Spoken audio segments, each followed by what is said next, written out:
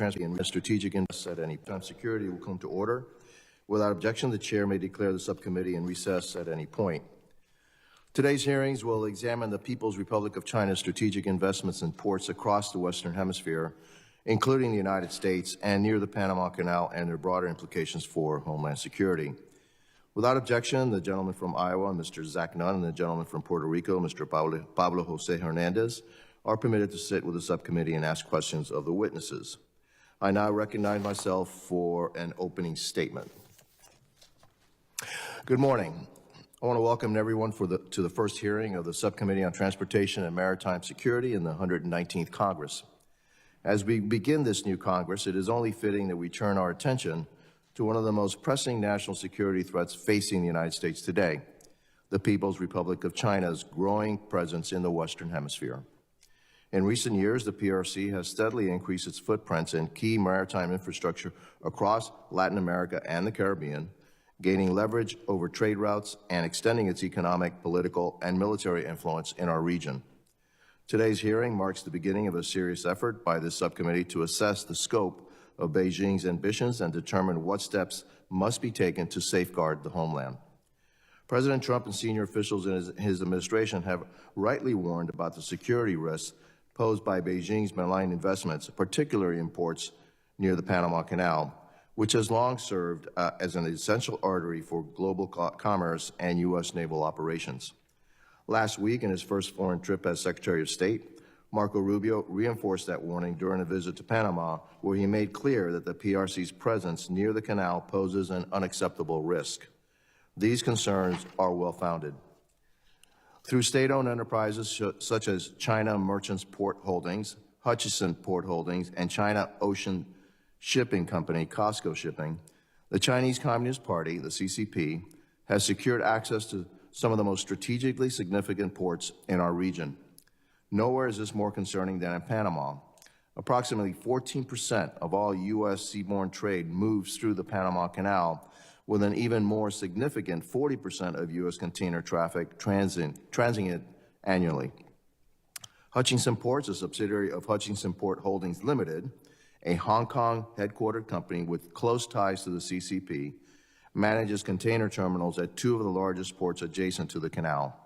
These container terminals are located at the Port of Balboa on the Pacific side and the Port of Cristobal on the Atlantic side. This gives Beijing a strategic position over one of the world's most important waterways and provides the CCP with an opportunity to exert influence over commercial shipping, gather intelligence on American and allied vessel traffic, and potentially restrict the mobility of our Navy in a time of crisis. And while Panama has recently announced an audit of Hutchison ports, that's simply not enough. We don't need an audit, we need action. The United States cannot and will not accept a scenario where a foreign adversary, one that openly seeks to undermine our global standing, controls infrastructure critical to U.S. homeland security, military readiness, and economic stability. For more than 2 centuries, under the principles of the Monroe Doctrine, the United States has been the primary guarantor of stability and security in the Western Hemisphere, ensuring that trade routes vital to our economic security remain free from foreign adversarial dominance. Yet today, the CCP is aggressively working to change that reality. However, Panama is only part of the larger picture. Across the hemisphere, the PRC is securing port investment and critical infrastructure agreements in countries such as Cuba, Peru, Brazil, and Ecuador, among others.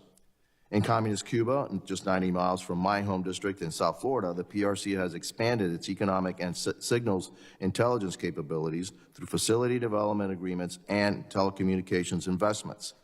This raises serious concerns about Beijing's ability to conduct surveillance against the United States from inside our own backyard. In Peru, the PRC is transforming the port of Shanghai into a major trade hub for its exports to South America. This is more than an economic project. It strengthens the PRC's malign economic influence and grip over regional trade and could allow for dual-use capabilities to support future People Liberation Army's Navy operations in the Pacific. The implications of these investments for U.S. homeland security cannot be ignored. The PRC's expanding presence in Latin America has also exacerbated the illicit flow of goods, including precursor chemicals used to manufacture fentanyl. These chemicals fuel drug production and trafficking networks run by the cartels that send deadly narcotics into American communities. The CCP is complicit in this crisis, which has taken the lives of thousands, no, not just thousands, hundreds of thousands of Americans, and overwhelmed law enforcement at our southwest border. Alarmingly, these same PRC state-owned enterprises also continue to operate in U.S. ports today, which poses grave intelligence and security risk. A prime example is Costco Shipping, which the Department of Defense recently placed on its Section 1260H list of Chinese military companies due to its ties to the PRC's military, intelligence, and security apparatus. Less than a month ago, federal authorities arrested 9 individuals for their role in a massive smuggling operation that allegedly funneled nearly $200 million of counterfeit and illicit goods from the PRC into the United States through the ports of Los Angeles and Long Beach. This is the kind of illicit activity that takes place when we allow foreign adversaries, including those operating under the direction of the CCP, to gain access to our nation's critical infrastructure. The message to our partners in the Western Hemisphere must be clear. If you want to benefit from security cooperation and economic partnership with the United States, you must distance yourself from PRC state-owned enterprises. The CCP has no rightful place in shaping the economic and security landscape of our region. I want to thank our witnesses for appearing before the subcommittee today. I look forward to a productive discussion on how we can enhance American security in response to the PRC's increasing presence and influence in the Western Hemisphere. I now recognize the ranking member, the gentlewoman from New Jersey, Ms. McIver, for her opening statements. Good morning. Thank you to our witnesses for joining us today, and thank you to our chairman, Jimenez, for holding today's hearings. I'm glad to serve as ranking member of this subcommittee this Congress, and I look forward to working with all of my colleagues to advance the security of our transportation and maritime systems. Before I begin, I want to offer my condolences to the friends and families of those to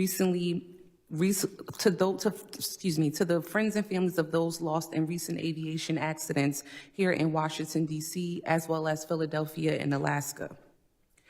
We must ensure travelers everywhere can board planes and get to their destination safely and securely. Now to the topic at hand. The People's Republic of China has aggressively pursued investments in ports throughout Americas and across the globe. PRC aggression requires a robust, coordinated response by the United States and our allies. Investments by Chinese state-owned companies in terminal leases at U.S. ports must continue to be reviewed carefully by the Committee on Foreign Investments in the United States, as they have been to date, and PRC investments in ports abroad must be countered by U.S. foreign aid.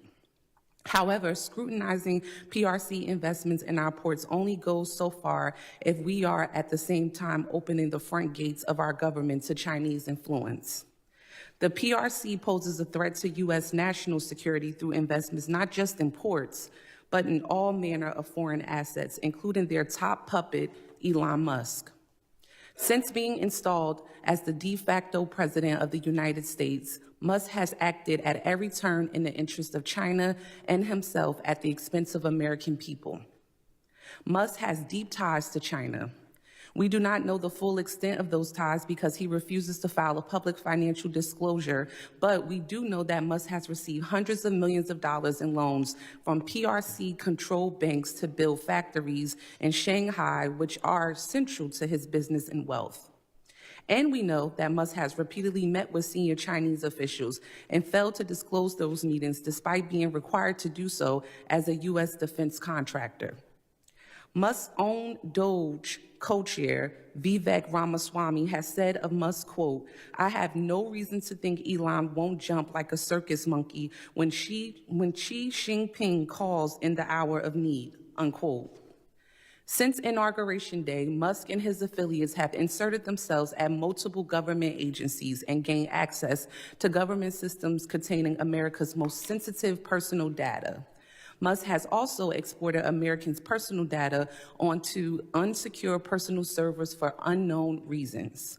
One government contractor responsible for contributing to intelligence briefings for this Treasury Department called Doge's access to the department's payment system, quote, "an unprecedented insider threat risk," unquote.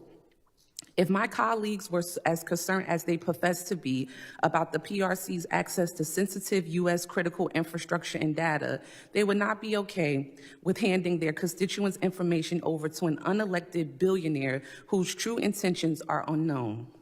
In addition, the Musk-Trump administration has attempted to freeze grant spending, including disbursements for the Port Security Grant Program, which U.S. ports rely on to fund critical security projects. To make matters worse, Musk and his underlinings are trying to kill USAID, the agency responsible for providing foreign aid. USAID's foreign investments are vital to advancing U.S. interests abroad. In fact, USAID's investments are the best tool the United States has to counter the PRC's influence on the global stage in general and the PRC's foreign port investments in particular. USAID provides these investments for less than 1% of the federal budget. Elon Musk's net worth has increased by far more than the entire USAID budget just since Election Day, which just goes to show that he cares about his own personal enrichment, not making the government more efficient. Dismantling USAID is illegal. I'm gonna say that again. Dismantling USAID is illegal, as Congress has authorized, funded, and mandated its foreign aid programs. But beyond that, dismantling USAID is just plain dumb. At least it is dumb if your goal is to advance U.S. interests, which may not be Musk's goal. Removing U.S. foreign aid will create a soft power vacuum that the PRC will happily fill. As one former U.S. aid official put it, and I quote, halting foreign aid, even just temporarily, will have obvious predictable results. Children will die, our national security will erode, America's alliances will suffer, U.S. partners will be at risk, and America's enemies will rejoice. The Trump administration has just put America last while handing a gift to our biggest adversaries, notably China, unquote. I agree with my colleagues across the aisle that our ports need to be secure and that we need to encounter the PRC's influence in the U.S. and across the globe. I hope my colleagues would open their eyes and see that this administration's actions fly directly in the face of those goals. I thank the witnesses again for joining us, and I yield back. Thank you to the ranking member. Other members of the committee are reminded that opening statements may be submitted for the record. I am pleased to have a distinguished panel of witnesses before us today on this critical topic. I ask that our witnesses please rise and raise their right hand.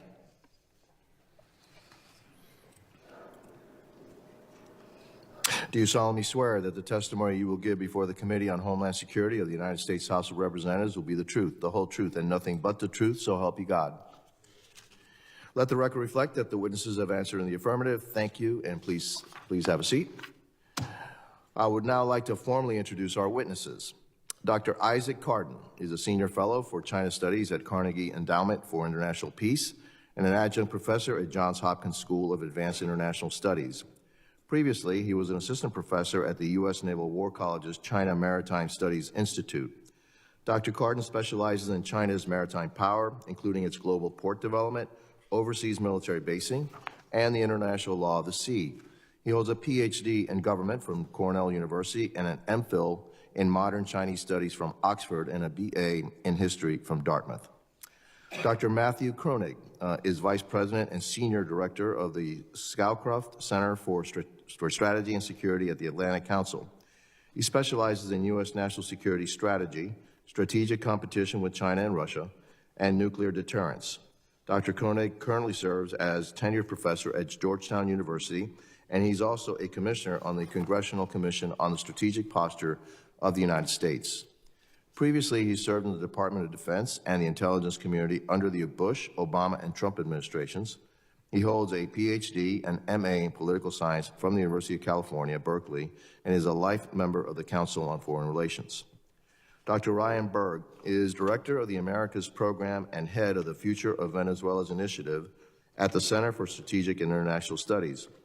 Dr. Berg specializes in U.S.-Latin American relations, strategic competition, defense policy, and transnational organized crime. Previously, he was a research fellow at the American Enterprise Institute and a visiting fellow at Oxford's Changing Character of War program. He holds a PhD and MPhil in political science and an MSc in global governance from Oxford, as well as a BA in government and theology from Georgetown. Dr. Carey Davis is the President and Chief Executive Officer of the American Association of Port Authorities, where he also serves as General Counsel. Prior to the AAPA, Mr. Davis served in the federal government as a presidential and congressional appointee for international trade and security. He holds a JD and a master's degree from the University of Pennsylvania and a BS from the University of Pittsburgh. I thank each of our distinguished witnesses for being here today. I now recognize Dr. Cardin for 5 minutes to summarize his opening statement. Chairman Jimenez, Ranking Member McIver, and members of the subcommittee, thank you for this opportunity to testify on Chinese firms' strategic port investments in the Western Hemisphere and their implications for homeland security. Chinese companies have invested in port terminals in 7 countries in our hemisphere, to include 5 terminals in U.S. ports. 2 Chinese state-owned enterprises, Costco and China Merchants, along with the private conglomerate Hong Kong-based CK Hutchison Holdings, are the lead Chinese partner in each of these investments. Compared to other regions, Chinese firms maintain a relatively modest presence in the Americas, with investments in 15 ports out of 95 total, which represents 16% of their overall global port investments. In the U.S., Chinese firms hold minority stakes in terminals at the ports of Los Angeles, Seattle, Houston, and Miami. At Long Beach, Costco holds a 51% stake at Pier J. These positions are generally structured as joint ventures with American firms, which are generally the lead operators. Beyond our borders, Chinese companies have made particularly strategic investments in Panama, Peru, and Brazil. Turning to homeland security implications, I assess 2 primary areas of valid concern. First, the potential for Chinese military use of these facilities to project power in the hemisphere, and second, the exposure of critical maritime infrastructure to certain physical and digital vulnerabilities. On the military front, Chinese naval presence in our hemisphere is relatively modest. The People's Liberation Army Navy has conducted only 39 port calls in the Americas over the past 27 years. That's out of a total of 413, so about 9%, with no reported calls since the year 2018. While Chinese-operated ports can and do support limited military operations, observed especially in their regular missions in the Indian Ocean region, the correlation of forces in this hemisphere overwhelmingly favors the U.S. For the PLA to mount a direct challenge to America's exclusive role in hemispheric security would be a risky and counterproductive deviation from Beijing's clear strategic imperatives. These will remain anchored in the Western Pacific and focused on controlling Taiwan for the foreseeable future. The more pressing concerns involve vulnerabilities introduced by Chinese-made equipment and software embedded in port systems. Even facilities not owned or operated by Chinese firms often rely on PRC-made technologies, for example, ship-to-shore cranes. Under Beijing's highly acquisitive data governance regime and comparatively high levels of control over PRC firms, these systems enable intelligence collection and surveillance and may cause delay or disruption to the critical operations of U.S. maritime transport systems. 4 recommendations follow from these findings. First, while the presence of Chinese investments and equipment in U.S. ports present some material risks, indiscriminate forced divestiture would do more harm than good. The focus should be on implementing stringent and mandatory cybersecurity and other security screening and developing viable domestic alternatives to technologies and services currently dominated by PRC firms. U.S. terminal concessions are less problematic from a national security standpoint, but should also be scrutinized rigorously. Second, the U.S. must work closely with the government of Panama to protect our vital national security interests that are concentrated at the Panama Canal. This should include helping attract private capital to take over any rescinded concessions and to expand and upgrade existing facilities. Third, rather than trying to symmetrically match China's port investments, we should leverage our extensive network of capable maritime partners in Asia and Europe in particular to compete collectively. Finally, Congress should prioritize legislation like the Ships for America bill proposed in the last Congress to coordinate our national maritime strategy, including creating a maritime security advisor position to improve strategic planning and decision-making that integrates economic and national security concerns. Challenges posed by China's port investments in the hemisphere are real, but manageable with proper attention and coordinated response. Thank you for the opportunity to testify, and I'll look forward to your questions. Thank you, Dr. Cardin. I now recognize Dr. Kronig for 5 minutes to summarize his opening statement. Chairman Jimenez, Ranking Member McIver, distinguished members of the committee, thank you for the opportunity to testify on the important topic of Chinese strategic port investments in the Western Hemisphere and the implications for U.S. homeland security. I want to assist your work by sharing insights gleaned from my more than 2 decades of experience working on U.S. national security at the Central Intelligence Agency, Department of Defense, the Congressional Commission on the Strategic Posture of the United States, and now as a scholar at Georgetown University and a vice president at the Atlantic Council. My message today is simple. China's port investments in the Western Hemisphere pose a serious national security threat to the United States and its allies. Washington and regional states should work together to decouple from Chinese investments in ports and other areas critical to national security. China poses the greatest contemporary threat to U.S. national security. It's a comprehensive challenge with economic, technological, diplomatic, ideological, and military dimensions. Ultimately, the rivalry concerns the future of global order. China employs overseas infrastructure investments, including in the Western Hemisphere, as part of its grand strategy. Countries in the Western Hemisphere are often attracted to China's infrastructure investments, but they come at a cost. Through its investments, China cements access to resources, captures elites, gains leverage over governments, shifts national policies in its favor, and undermines democratic norms and transparency and environmental standards. China's investments in ports, including in Peru and Panama, pose a number of threats to U.S. homeland security. Chinese-operated ports are used to facilitate the shipment of fentanyl precursors to the United States. China exploits the presence of technology and access to data for an intelligence advantage. China could restrict or block access to ports, threatening American trade and economic well-being. In the event of a crisis or war, China could hinder the passage of American naval vessels, undermining American war plans. China could also use deepwater ports to host naval vessels, enabling the projection of military power into the Western Hemisphere. As Secretary of State Marco Rubio recently and correctly stated, the status quo is unacceptable. There are a number of steps the United States should take to counter Chinese port investments in the Western Hemisphere to protect U.S. and allied security. The United States should encourage countries in the Western Hemisphere to adopt a de-risking approach to China. Regional governments do not need to choose between the United States and China. They can continue trade with China in non-sensitive areas such as agriculture.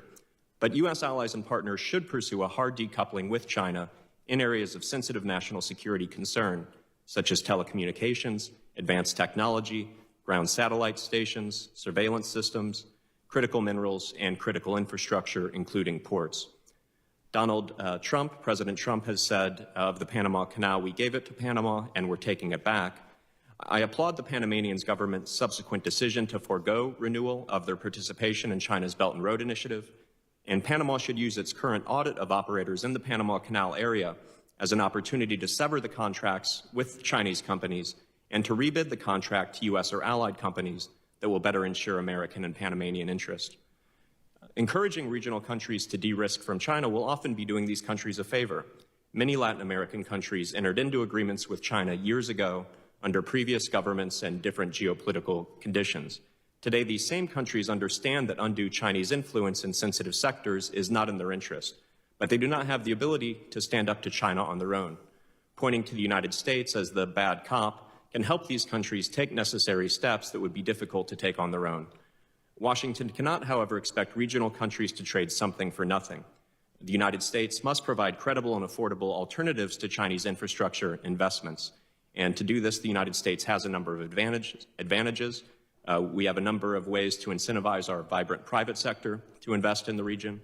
The United States has a robust network of allies and partners. We can coordinate European, Japanese, Australian, South Korean efforts to provide aid and alternatives in the region. And third, the United States and its allies can compete on quality when it comes to environmental standards, labor standards, technical know-how, and so forth. Finally, as the Trump administration looks to increase defense spending and debates regional priorities, it should boost the budget of U.S. Southern Command and increase SOUTHCOM training and exercises with regional partners. Appended to this statement is a copy of a strategy to counter malign Chinese and Russian influence in Latin America and the Caribbean, an Atlantic Council report I co-authored last year that explores these issues in greater detail and provides actionable recommendations. I'm honored that the Committee on Homeland Security has invited me to share my views on these challenges, and I look forward to taking your questions. Thank you, Dr. Croning. I now recognize Dr. Berg for 5 minutes to summarize his opening statements. Chairman Jimenez, Ranking Member McIver, and distinguished members of the subcommittee, I'm honored to share my views with you this morning on this critical topic. Concern about the People's Republic of China advancing in the construction, operation, and even the ownership of ports is nothing new. What has changed is the geopolitical and economic contexts. The United States has shaken its post-Cold War stupor. The U.S. is no longer asleep at the switch as strategic rivals set down roots in our shared neighborhood. And the United States is once again exercising its competitive muscles in geographies unaccustomed to this level of U.S. attention. According to a recent analysis by the Council on Foreign Relations, as well as a China activities dashboard maintained by the Florida International University, almost 130 ports globally have some degree of PRC ownership or operation. One distinctive feature stands out. More than half of China's ports sit on major shipping lanes and strategic choke points. In the Western Hemisphere, this has meant port terminals in at least 3 locations in Mexico, the Hutchison ports at the strategic approaches of the Panama Canal, a recently opened megaport in Chancay, Peru, plans for a deepwater port in St. John's Harbor, Antigua, a 90% stake in the port of Paranagua for China Merchants Port Holding Company in Brazil, 100% stake in the Kingston Freeport Terminal for the same company, and designs on a port near Punta Arenas in Chile and near the Drake Passage in Argentina. The PRC's military-civil fusion strategy creates risks for both soft commercial espionage and hard security risks in a potential conflict situation. Beijing's national security law amounts to a state-mandated espionage, while Southcom has highlighted several hard security risks and posture statements to this very Congress: radar and GPS jamming, physical blockades, and even containerized weapons systems. Given the importance of ports in general to the activities and global reach of transnational criminal organizations, there is also emerging evidence that Chinese-operated and owned ports could also be catalyzers of TCO group activities in illicit markets, given the PRC's reliance on opacity as a key operating principle. However, not all Chinese ports are the same. China has hundreds of thousands of state-owned enterprises, and the ones that collaborate with the PLA are mostly well-known, and many are in fact blacklisted by our government. Those SOEs should be the subject of extra focus and scrutiny. Mr. Chairman, in my remaining time, I'd like to move to some policy recommendations. First, I think we need to create a methodology for a spectrum of concern regarding Chinese-owned and operated ports. 4 criteria would be basic starting points for me. First, the location of the port, both in terms of the proximity to the U.S. homeland and its position vis-a-vis key maritime trade routes. Second, the mode of cooperation between China and Latin American host country. Third, the relationship between the host government and Beijing. And fourth, the criticality of a particular port to global trade. Second recommendation, I think we need to consider leveraging the DFC and other multilateral financial institutions to launch a port buyback program in cases where the PRC is the owner. In the cases where the PRC is the port operator, these institutions may consider supporting a program to help countries terminate agreements early and entice more transparent operators to bid on concessions that become available. The United States should also stand up a program to reduce Chinese equipment, both software and hardware, at Western Hemisphere ports. As I understand it, current U.S. law does not permit assistance to foreign ports to extricate Huawei equipment, for example, or ZPMC cranes. Third, the U.S. must find a way to make a better offer in these select and critical areas. Simply put, we need to up our game in commercial diplomacy. We should grow our commercial service by 2 to 3 times by recruiting people with a decade or more of private sector experience, including with cross-cultural skills in the regions where they'd be working. We should bring these individuals in to embassies via direct, non-foreign service officer test and hiring pipeline. We can use IEPA, I believe, to create the recruiting and onboarding process. We should also establish a global Belt and Road task force as part of the State Department's China House to identify where the PRC is bidding on infrastructure projects, critical minerals projects, ICT networks, and so on. And we must make commercial diplomacy a metric for success in every Global South ambassador's routine evaluations. And fourth, I think we need to maintain overhead imagery collection programs on select PRC ports.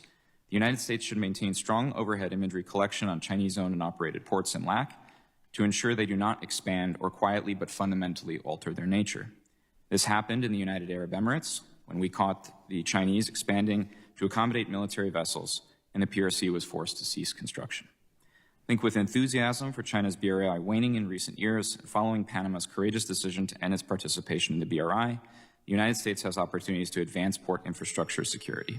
With that, Mr. Chairman, I yield and look forward to the committee's questions. Thank you, Dr. Berg, and I recognize Mr. Davis for 5 minutes to summarize his opening statements. Good morning, Chairman Jimenez, Ranking Member McIver, and distinguished members of the subcommittee. Thank you for the opportunity to testify today on critical issues for United States ports and our national security. Let me just thank you for your bipartisan efforts to counter fentanyl. My best friend, Sam, died from an accidental overdose about 5 years ago, and I think of him every single day.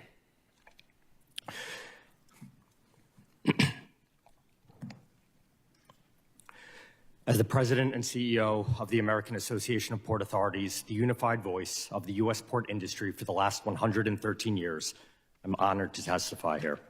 According to a recently released economic contribution report from former CBO economists, our ports are responsible for $2.9 trillion in economic activity and 22 million American jobs, or more than 1 out of every 8 jobs in our nation's workforce.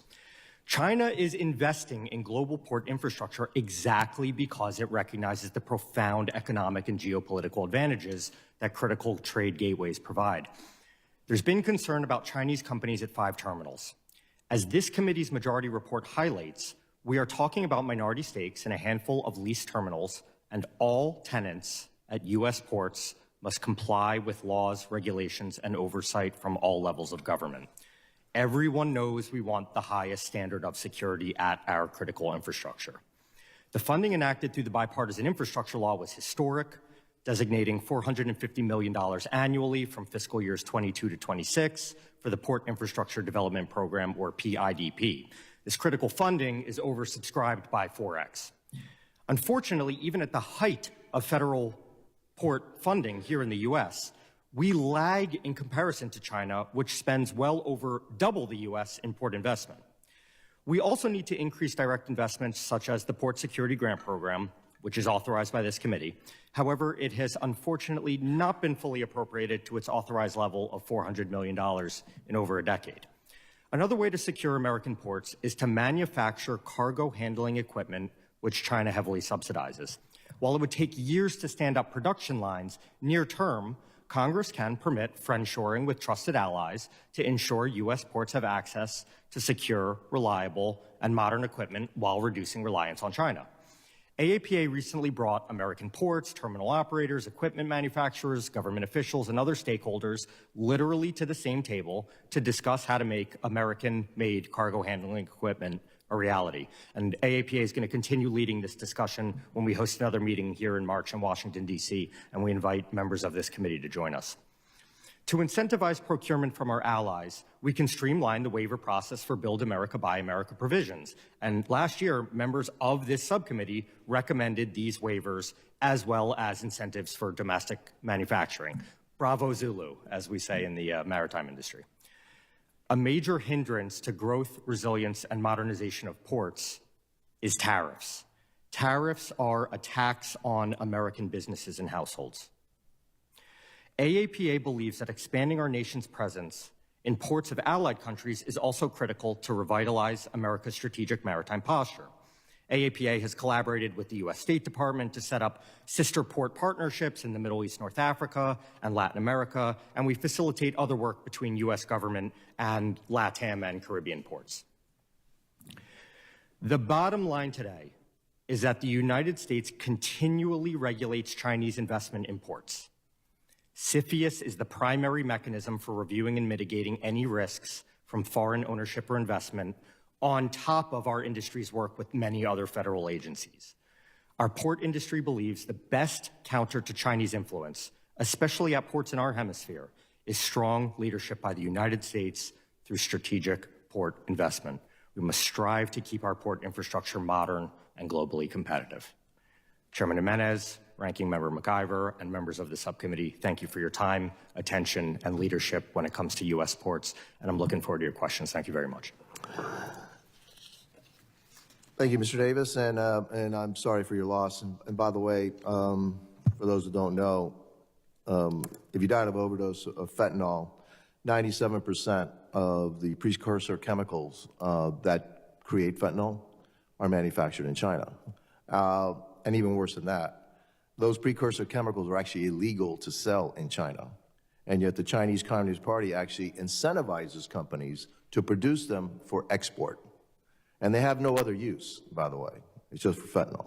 So it was something done by the Chinese Communist Party on purpose to kill, basically, American lives. And that's why, when they ask why I am so, so hawkish on China and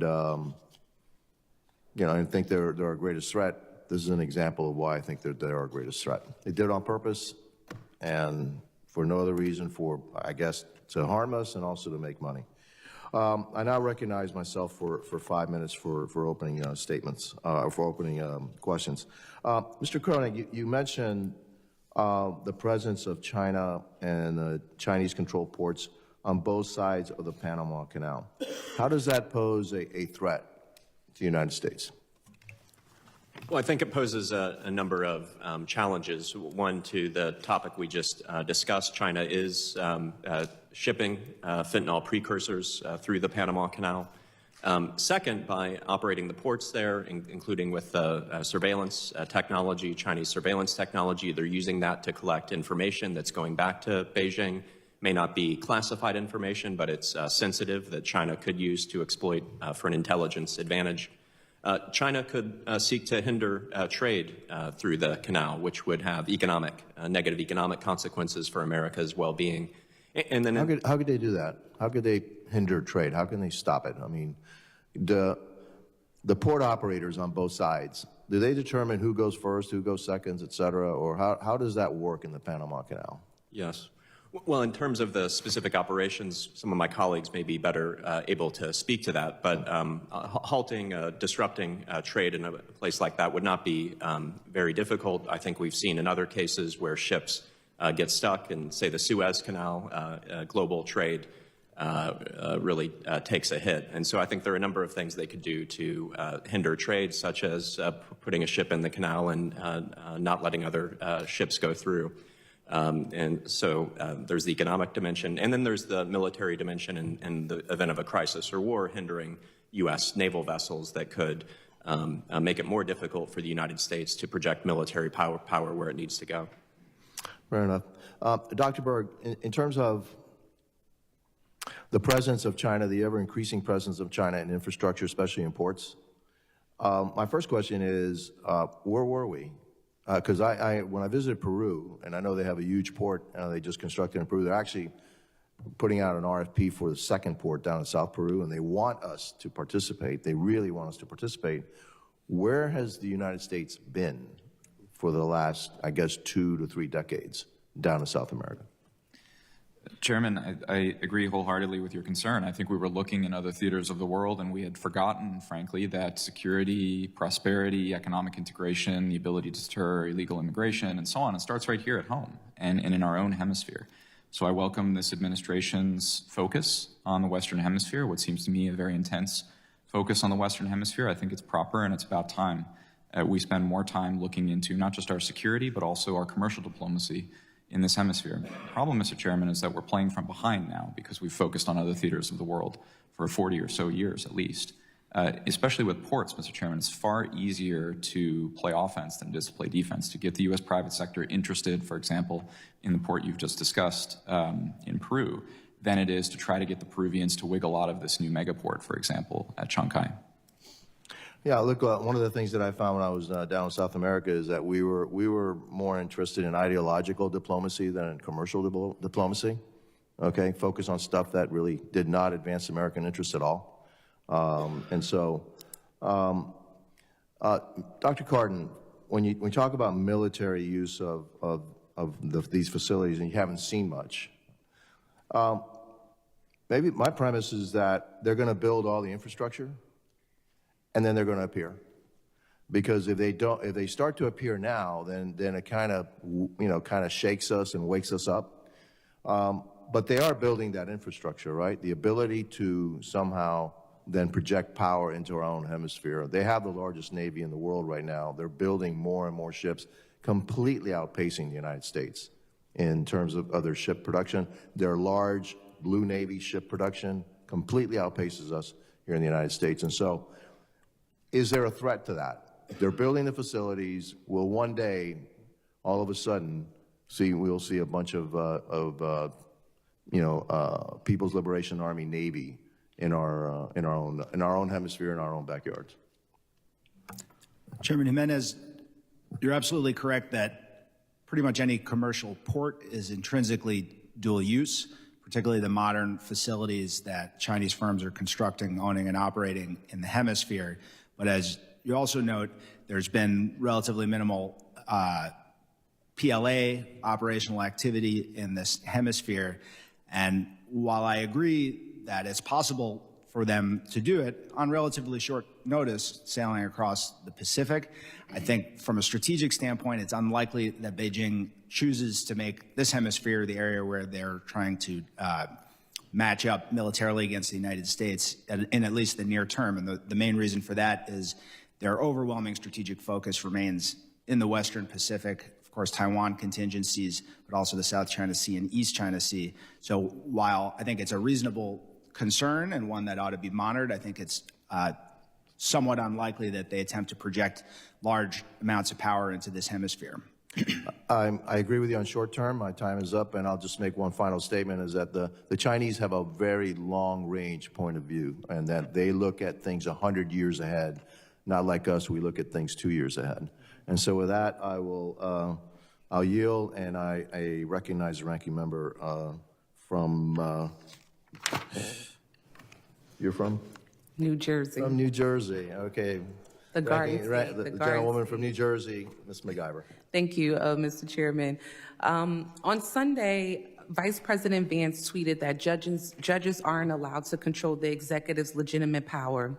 Then yesterday, a federal judge said the White House had disobeyed the plain text of his direction to release billions of dollars in federal grants, which Congress appropriated, but the administration has tried to freeze. Now, I'm not sure what they teach at Yale Law School, but I am an educator myself, and in New Jersey's 10th, we teach students in elementary school that the legislative branch writes the law, the judiciary branch interprets the law, and the executive branch enforces the law. This isn't hard. If this administration refuses to comply with the court orders, we will be in a scary situation in this country, not just because we will face a constitutional crisis, but also because federal grants are critical to our safety and security, including at our nation's ports. DHS administers the Port Security Grant Program, which was funded at $90 million in 2024 for critical security projects. The Port of Newark has relied on that funding, as well as funding from the bipartisan infrastructure law.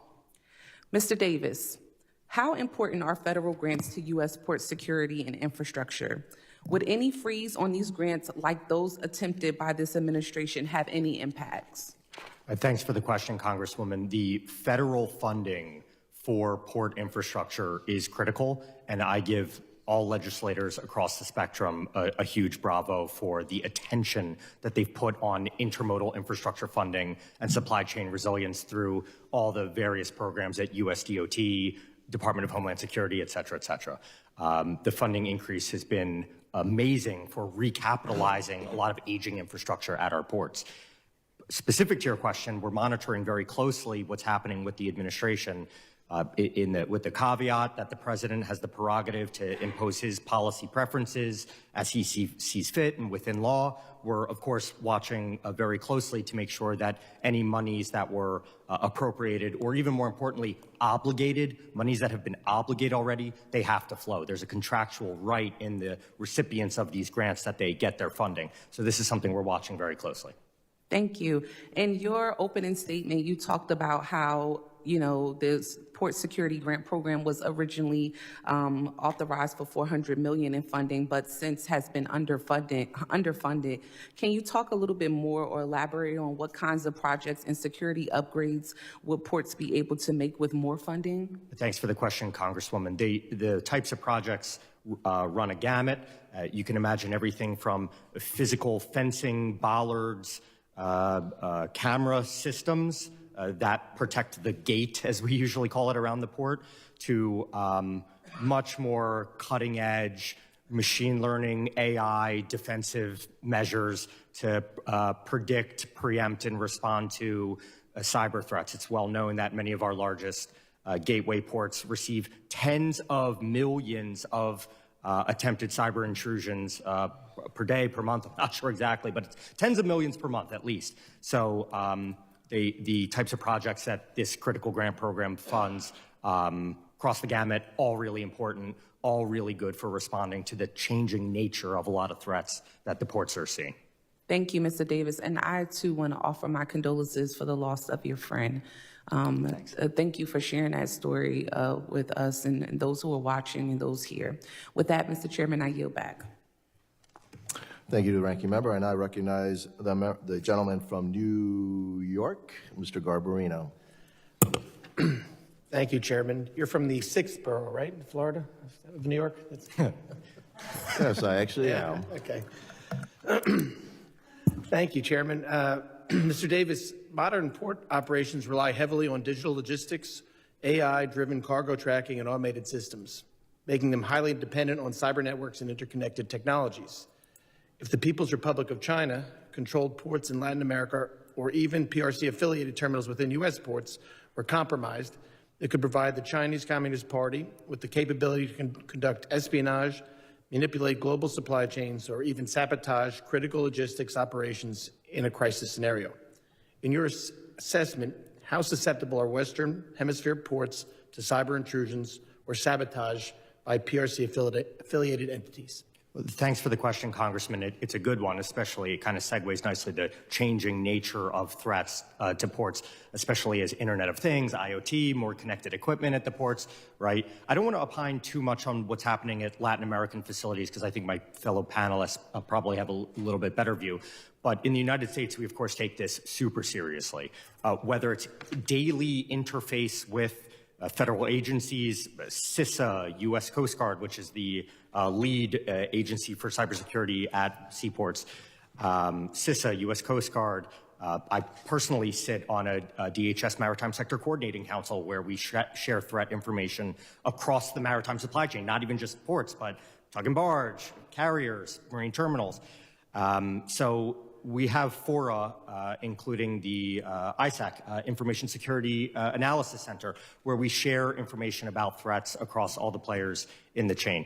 Ultimately, I point to the LogInc example. This was a Chinese-developed software. I'm not sure of its status in use at ports around the world, but this is a great success story of U.S. government in partnership with industry identifying something that carried too much risk that we didn't want to upload or use in our IT and OT at ports. And so we stiff-armed it and said we're not going to use this at U.S. ports. So I see that as a great success story in terms of the collaboration with industry and government. So you think government's doing a good enough job right now to keep, to reduce the U.S. maritime sector reliance on PRC manufacturing port equipment, or do you think there's more that we can do and does Congress need to act? I think our ongoing partnership is strong and satisfactory, but if we do want to take further steps to regain further control over our supply chains and where our equipment's manufactured, we do support a reshoring program for large-scale cargo handling equipment, such as cranes and other cargo handling equipment at ports. You talk about the ISAC and information sharing. Is it pretty free-flowing between private sector partners as well as government? Are you getting good information, timely information shared by U.S. Coast Guard and CISA, or could that be better? It's pretty good. I'd love to work with you and your staff to improve it. I've seen how ISACs work in other critical infrastructure sectors like banking, healthcare, et cetera, and we probably have a bit to go to get to that robustness. And it's certainly not government's issue either. We could share information better just simply among industry, and that's what a trade association's for as well. So I'd love to work to strengthen it. All right. Thank you, Mr. Davis. Dr. Croning, despite the well-documented security risks associated with the PRC's manufactured surveillance systems, including cameras from Hikvision and network security systems from Huawei, they remain prevalent in Latin American ports and logistic hubs. These facilities are critical to U.S. trade and often handle shipments bound for American ports. The presence of PRC-controlled surveillance systems raises concerns over whether China's Communist Party could use this infrastructure to track U.S.-bound cargo, collect intelligence on U.S. business operations, or gain insight into regional military activities. Do you believe the continued expansion of PRC-affiliated surveillance technology in Latin American ports presents a security risk? Yes, it does present a security risk for all the reasons that you mentioned. And I'd say even more broadly, if China comes to control the digital infrastructure of the 21st century in Latin America, in the global south, what does that mean for the future of democracy and human rights in those regions? What does it mean for their global alliances? So I think this is a threat to the United States, and that we should encourage regional allies to de-risk from China and to end cooperation with China and with Huawei, and then also to work to provide them alternatives. How do we encourage them to de-risk? What can Congress do? Well, I think one is making the case and making clear that we're not asking them to choose between the United States and China. There are areas where they can continue to have productive relations with China, but there are areas like this where it's in their national security interest and in our national security interest that they end the program. And then the second thing that Congress can do is work to find alternatives. Help the administration to develop a coordinated plan with allies. If the United States is doing it on its own, that's one thing. If we can do it in partnership with the Europeans, the Japanese, and others, that's much more powerful. Provide incentives for the private sector through DFC and some of the other mechanisms that have been mentioned. So again, encourage them to de-risk and then provide alternatives. Thank you. I yield back. Thank you, gentleman from New York. And yes, I do represent the 6th borough and your future home, Miami. And I recognize and welcome the gentleman from Texas, Mr. Turner. Thank you, Chairman Jimenez and Ranking Member McIver. I represent a large portion of Port of Houston, the ship channel, generating millions of jobs, nearly $1 trillion in economic activity. One of the issues that we've been facing are these ship-to-shore cranes used in many U.S. ports. The Biden administration announced a $20 billion deal to develop domestic manufacturing of these cranes. I fully support that. And it's important that that money continues to flow. But let me ask you, Mr. Davis, how long do you foresee before we have enough of these cranes made in the United States to meet the demands of our seaports in a reliable way? Thanks for the question, Congressman. It's a great one and really speaks to the thinking several steps ahead, right? I don't have a great sense. The manufacturers of these equipment would have a better sense of how long they could stand up production lines. But my best, most aggressive estimate is about 2 years hence. And that's not from right now. That's from when, the funding's in place, the purchase orders are put down. So give or take, we're talking a 2-year timeline. That, of course, even if we were able to create a domestic manufacturing program, would take years and years and years to replace all of these key equipment at the ports. So they could start rolling off the line within a couple years, but to replace the hundreds of cranes that are across the country would take many years, which is why we stand by the fact that in the near term, using the equipment that we're using now is the right way to go, while also pursuing reshoring. Because most of these type of cranes that are needed at the Houston Ship Channel, as we widen and deepen the port, are made in China. Will you all agree that we need to make significant investments here to reduce our national security risk? Either one of you.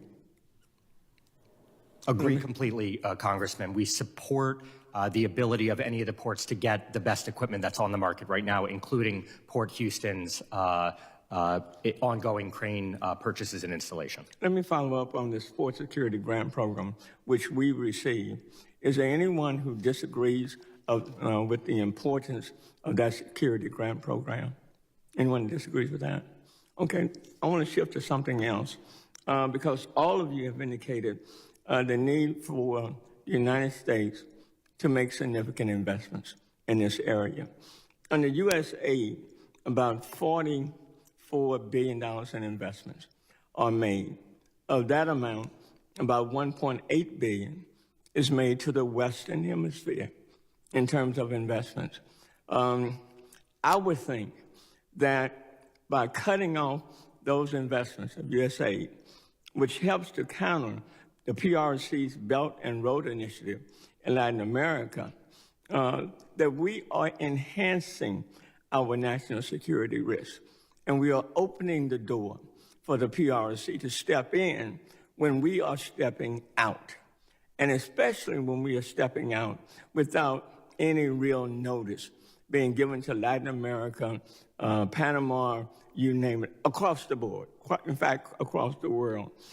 Do you all see the significance? Anyone would question the significance of, under the USAID program, that $1.8 billion being given to the Western Hemisphere?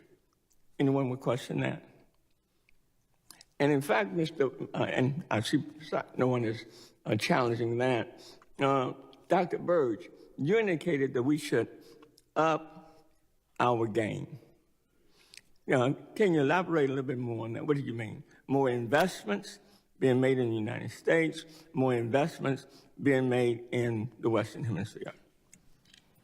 Thanks for the question, Congressman. I think it's a question occasionally of investments, but it's also a question, to the chairman's point, of commercial diplomacy. I think we need to flip the mindset of some of our diplomats in the region. I mentioned a couple ideas where I think we could recruit more people who have private sector backgrounds, bring them into embassies in a fast-track way, and also to make it part of an ambassador's performance evaluation.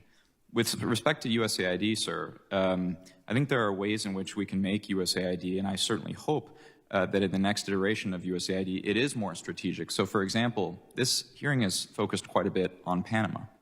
We closed our USAID office. Yeah, but let me just Obama administration. And I hate to cut you off. And I hate to cut you off, Dr. Berg.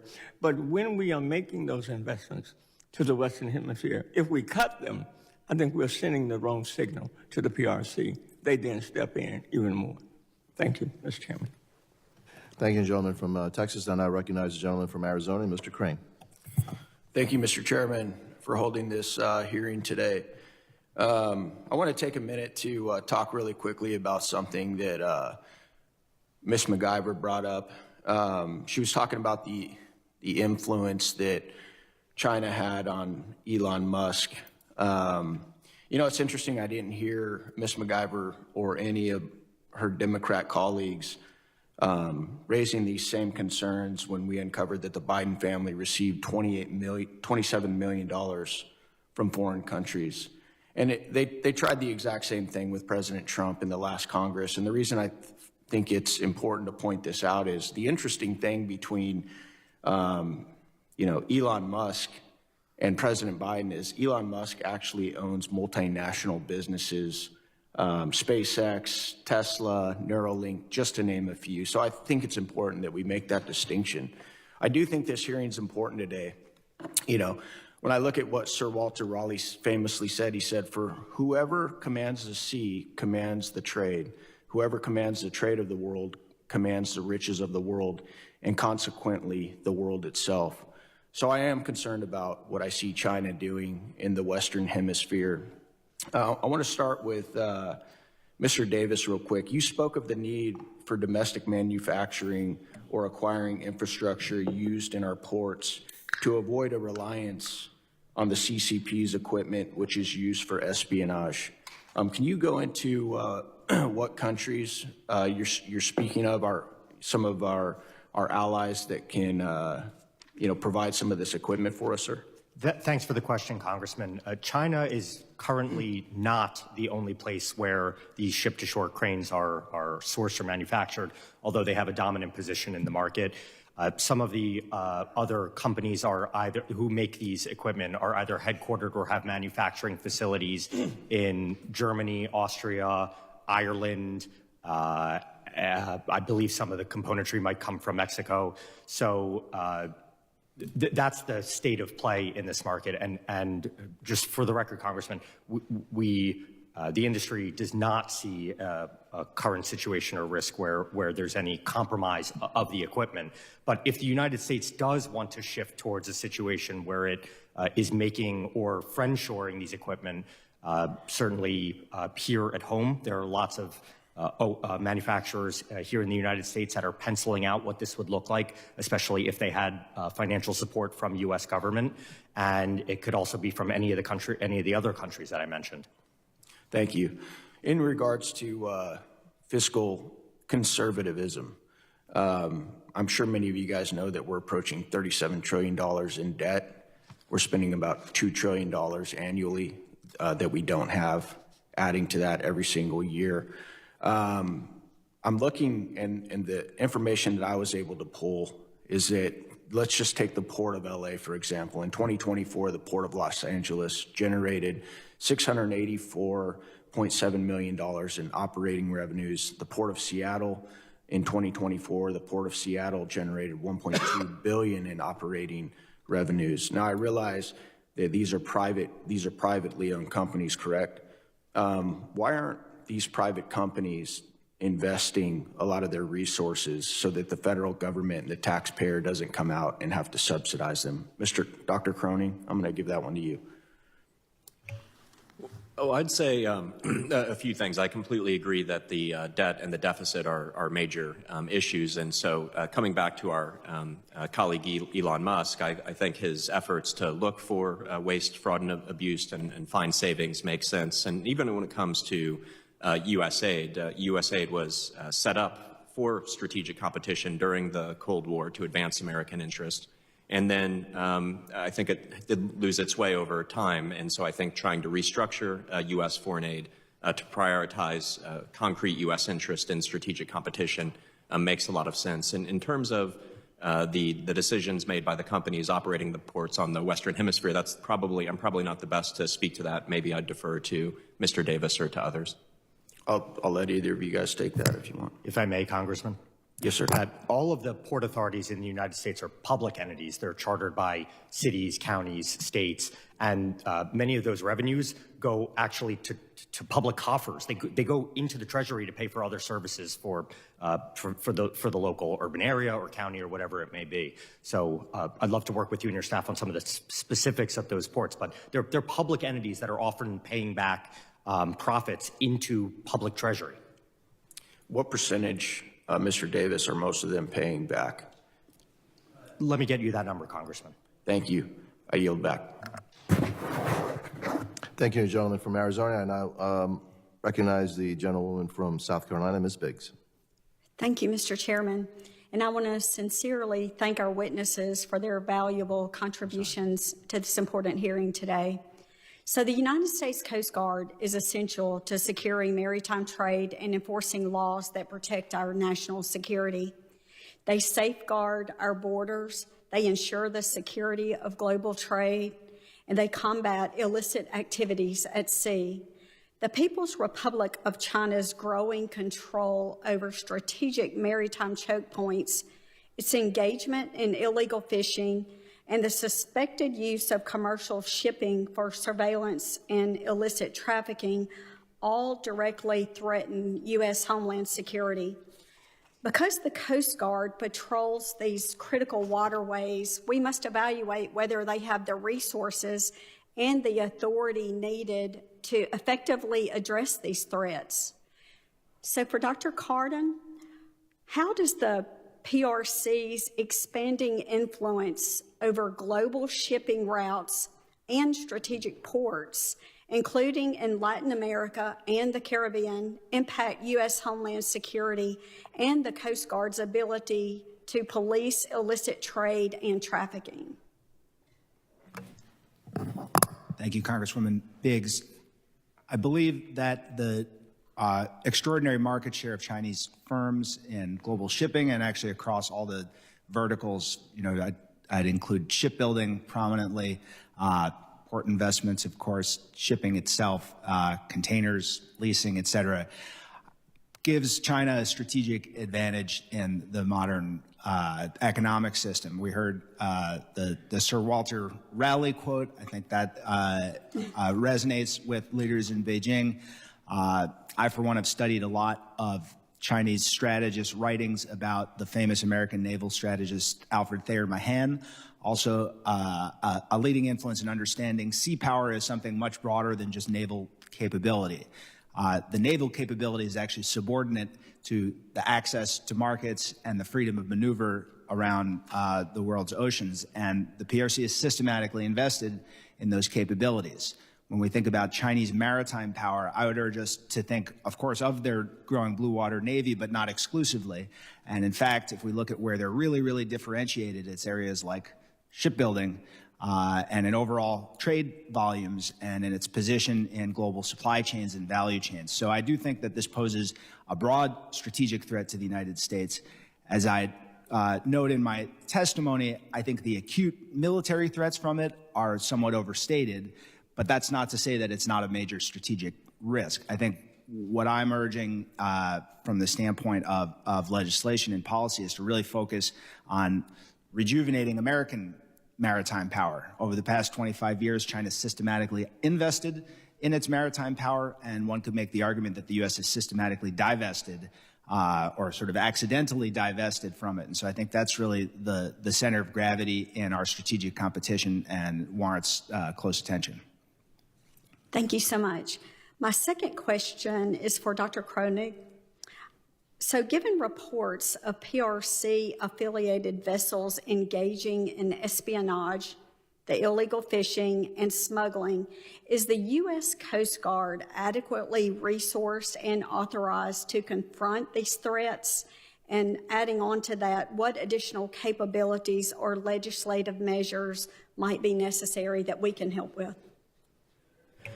I think the U.S. Coast Guard and the U.S. military more broadly is not adequately resourced to deal with the China challenge. If we look during the Cold War, the United States spent an average of 7% of GDP on defense. Now we're spending something like 3.5% of GDP on defense, so historic lows. And so I think Senator Wicker and some others who have called for 5% defense spending makes a lot of sense. And so that should be investments in the Coast Guard, also investments in our naval power more broadly.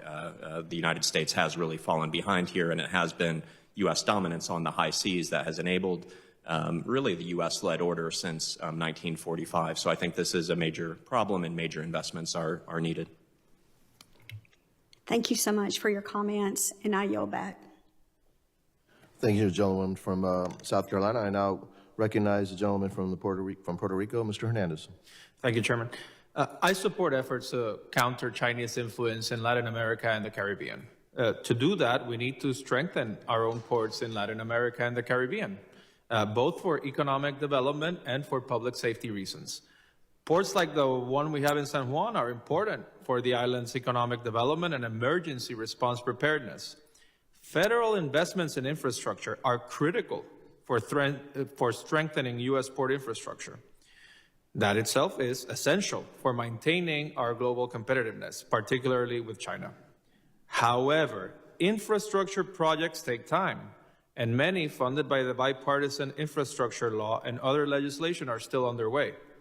These projects are now threatened by the federal funding freeze, putting our island's economic growth and emergency response preparedness at risk. In the long run, this could benefit our global competitors like China. Mr. Davis, in your written testimony, you note that U.S. ports are already subject to federal oversight mechanisms designed to ensure that foreign investments in critical infrastructure do not threaten national security.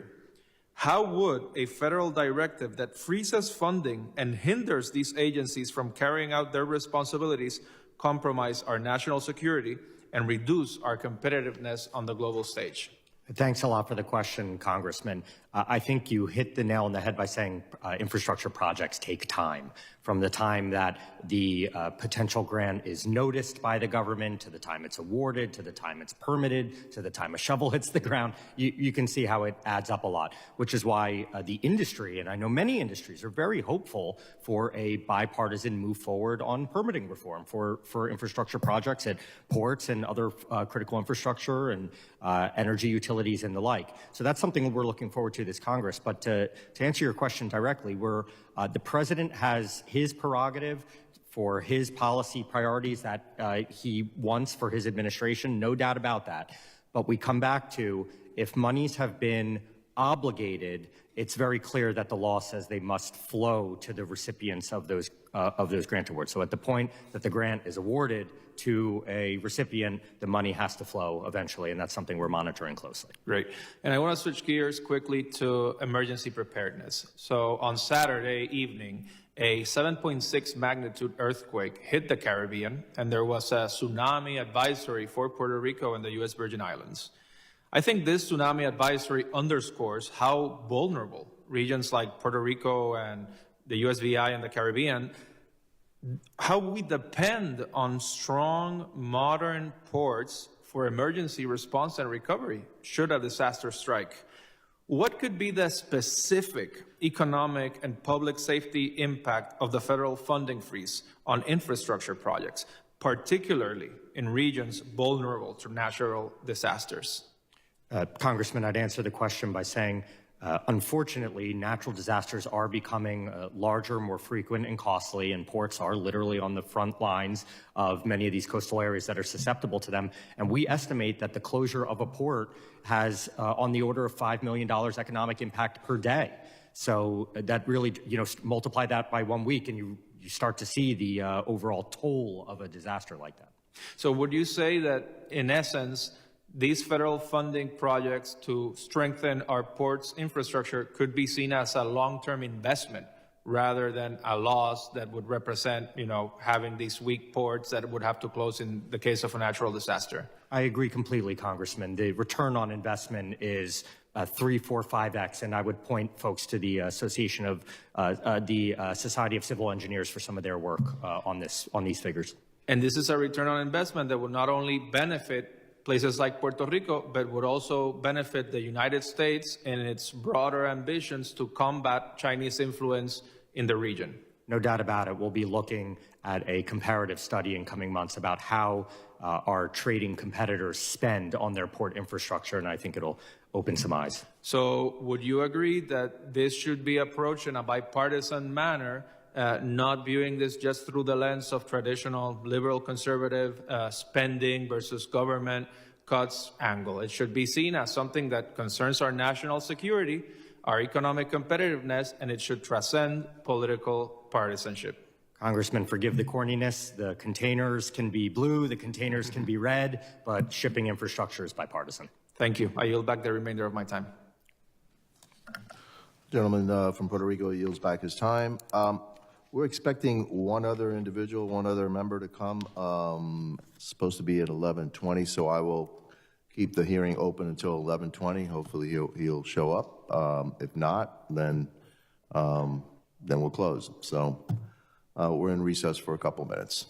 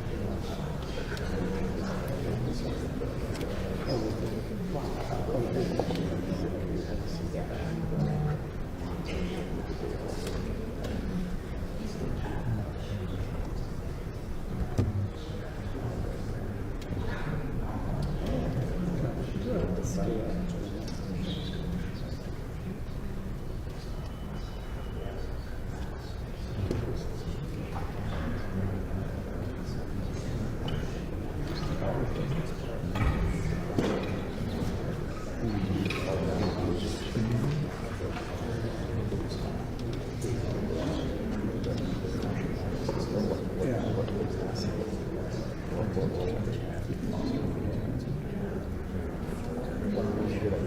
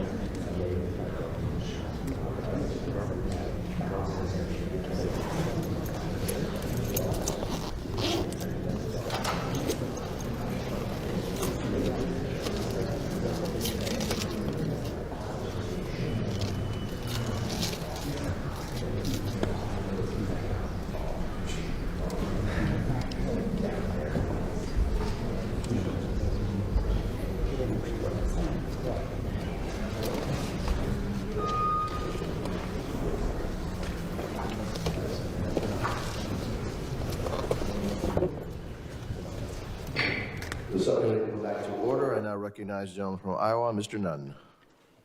Well, I want to begin by thanking the Chairman Jimenez, by starting off on such an important topic today and allowing me to join your subcommittee. As we all know, the CCP's global ambitions are not limited by hemispheric geopolitical boundaries. They are masters of anti-access area denial across all domains, including that in space, and have serving a threat across not just the Pacific, but around our world. Look, as a 20-year intelligence officer, including on airborne operations, I've flown reconnaissance missions along the PRC's periphery, and I've witnessed firsthand how Beijing operates. The PRC's investments are more than just about economics. They're tools for power projection, influence, and strategic positioning. Right now in Argentina, the Chinese are developing a deep space station, according to CSIS. BYD's monopoly of critical batteries, the COSCO's deep water port in Peru, and increased arms and weapons sales across China and throughout South and Central America. These are only a handful of the projects that they've undertaken, as has been highlighted today. In Latin America specifically, Beijing has employed debt diplomacy, state-controlled enterprises, and political pressure to expand its foothold. And I believe that if the U.S. gives our command and control of Southcom over to the PRC, my farmers in Iowa, manufacturers across the country, and folks just here in the United States will not only lack for the ability to operate there, but will be boxed out completely around the world. This region contains operations critical to international trade, shipping, agriculture, and strategic military positions. So with that, I want to begin by thanking our new Secretary of State, Marco Rubio, for his recent visit to the region, along with his commitment to halt the CCP's investment in the region and offer our friends in the Latin American community an opportunity to work with the United States for long-term security throughout the globe. Today's hearing is a necessary step forward, and thank you, Mr. Chair, for leading the charge on this. So I'll first speak to Dr. Ryan Berg. Dr. Berg, you are a director at CSIS. You have been making a massive investigation into China's foothold in Latin America.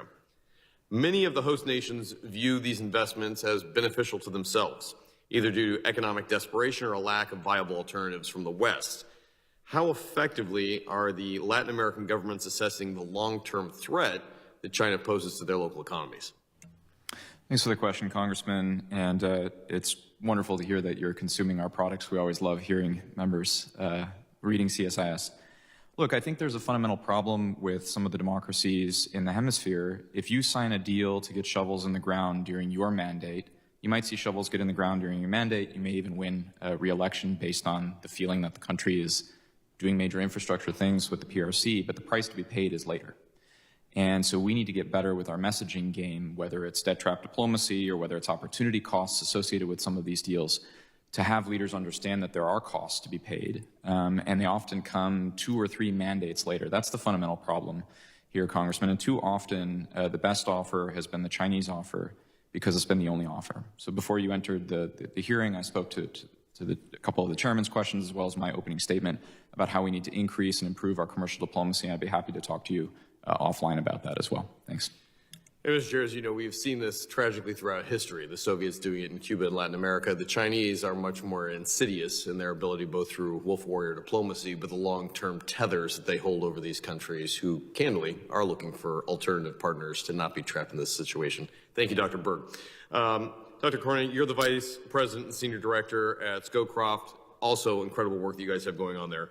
I want to talk about the PRC's growing control over port infrastructure. Obviously, the President has made this a top priority in Panama, but the deep water port investment in this area has an outsized influence. President Trump and Secretary Rubio have both emphasized the seriousness. What specifically, both diplomatically, economically, hopefully not militarily, but we did get the right to sail through, steps can the United States be taking to deter China's influence and reestablish America's presence in these regions? Yes, well, thank you, Congressman, and thank you also for the nice words about our work at the Scowcroft Center. So I think there are a number of things the United States can do, and I think President Trump has been right to see this as a major priority and to put pressure on the Panamanian government. Many of the governments, including the government in Panama, I don't think want this Chinese influence now. These are agreements that were entered to under previous governments, and so the U.S. pressure is in a way doing them a favor. And so as you know, right now they're reviewing some of these investments and audit of these contracts. They probably will find Chinese corruption because that's what China does.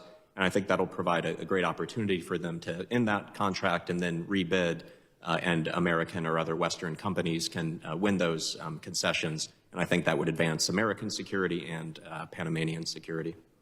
And I think it's fantastic that not only have the administration been able to redirect it so that U.S. naval war vessels who help protect the Western Hemisphere now can sail through that without paying a massive fee, oftentimes which goes to subsidize the Chinese.